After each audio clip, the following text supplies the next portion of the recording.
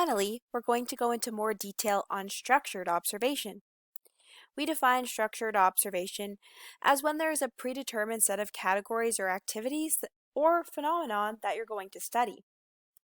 This is different than unstructured observation when you go in without really a plan and you're just trying to record all the information you see. One of the focuses of structured information is trying to make sure information can be broken into pieces that are smaller and more manageable.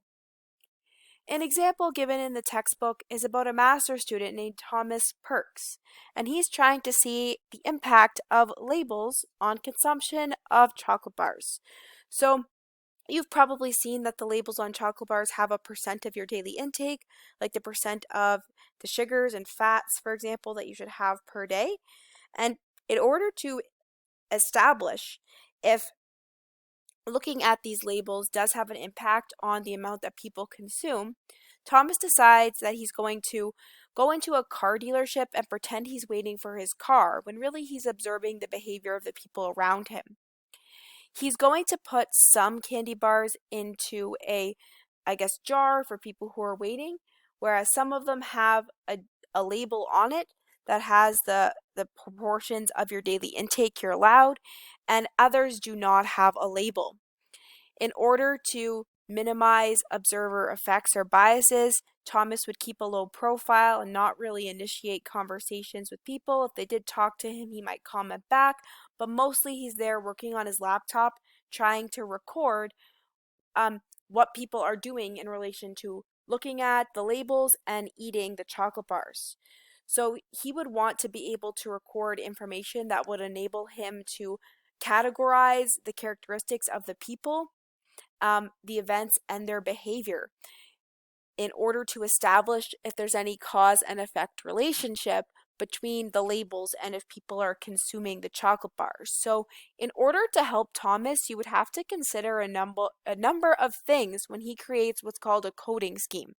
A coding scheme is a systematic format that would help him to record what he is seeing. The first thing you need to establish when you're creating a coding scheme is the focus. So it should be clear what you need to observe. So for Thomas, the coding scheme should help him establish what aspects of the setting, so for example, how many people are waiting in the waiting room, and their behavior. So like, are they walking through the showroom? Are they eating a candy bar? And make it easy for him to record and observe these things. Second, the coding scheme should be objective. So they shouldn't require interpretation or inference from the researcher. You need clear guidelines and definitions about events or behaviors. So for Thomas, something really clear to record is just the number of people in the waiting room. That's very objective. Ease of use, you need to set it up in a way that makes sense and allows you to record the information easily. And finally, mutually exclusive and collectively exhaustive. This means that categories in the coding scheme should not overlap. That's what mutually exclusive means. Collectively exhaustive also means you cover all possibilities.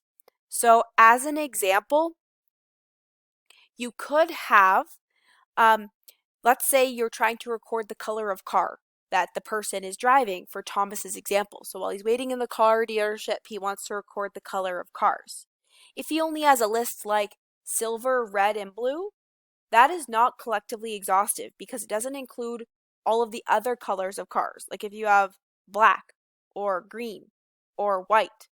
So you would need a list that has all the colors or even an other option if it doesn't fit into one of those colors.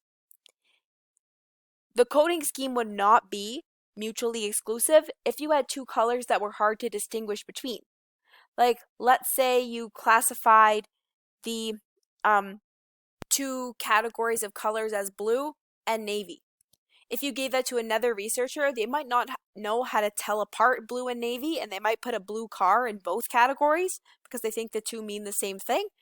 You need to make sure none of the categories overlap. That means they're obviously different, like blue, red, white, black, etc. So mutually exclusive means they don't overlap, they're all obviously different. Collectively exhaustive means you have a possibility for everything that can occur. Coding schemes look different for every single example. Here's a couple ways that coding schemes could appear. A common one is a simple checklist. So like event number 1 happened 5 times, event number 2 happened 2 times, event number 3 happened 1 time, where the researcher records what the event is in that case. The checklist is just for how many times the event occurs. You use what's called a sequence record if it's important when the event occurs. So specifically, a sequence record like this one would show the order of the events. Like event number 1 happened, then event number 4, then event number 2, then event number 4. This could be something like a new person walked into the car dealership or a person ate a candy bar. You'd have to know what each of them was. Like 1 might be person coming to the dealership. 4 might be person ate a chocolate bar or a candy bar. You would have a record of these and you put them in order. Finally, if you care both about how many times and when they happen, a sequence record on a timescale shows not only the frequency that they occur, but also the specific times they happen. This is helpful if the researcher needs to know the duration of the event. So a sequence record by itself, you just know event 1 happens, then event 4. You don't know if they were 1 minute apart or 3 hours apart. A sequence record on a timescale, let's say that this is 30 minutes, shows you when each event happened in those 30 minutes. So event number 1 happened in like about 1 minute. Event number 4 happened in about 3 minutes, and so on and so forth. You can also develop your own coding system that works well for your specific research question. It all depends on what you need to record. The only important takeaway from this video and topic is that structured observation is best if you need to record quantitative things in a quick way. It is very important to put time into thinking about what coding scheme is best for your specific research needs.